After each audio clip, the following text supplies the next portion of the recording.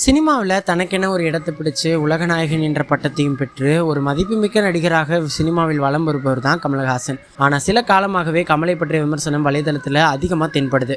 1996 கமல் நடித்த இந்தியன் திரைப்படம் யாரும் எதிர்பாராத வகையில் பயங்கரமான வெற்றியை கொடுத்துச்சு. ஒரு இந்திய சுதந்திர போராளி லஞ்சம் வாங்குவதும் மனிதர்களை தூய்மைப்படுத்தும் பணியில் இறங்குறான்.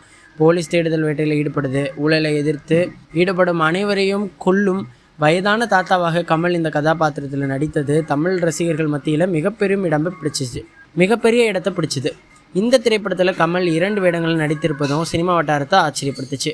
சங்கரின் இயக்கத்தில் உருவான இந்தியன் திரைப்படம் எப்படி வெற்றி கொடுத்ததோ அதே போல் இந்தியன் பாகம் 2 எடுத்தால் நிச்சயம் வெற்றி பெறும் என எண்ணி 2024 அதே கதையை சற்று வித்தியாசமாக திரையில் வெளியிடுகிறாரு.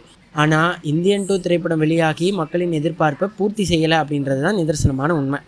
மனம் தளராத கமல் மணிரத்னத்தின் தக்லைஃப் திரைப்படத்தில் நடித்தார். அவருக்கு என்ன நேரமோ தெரியல, அந்த திரைப்படமும் அவரை கைவிட்டுச்சு. வலைதளங்களில் விமர்சனத்துக்கு ஆளானது தான் மிச்சம். அதன் பின் அரசியலை பற்றி யோசித்து கமலஹாசன் இப்போது மக்கள் குறைகள் மற்றும் அரசுகளின் தவறுகள் மீது விமர்சனம் செய்து வராரு.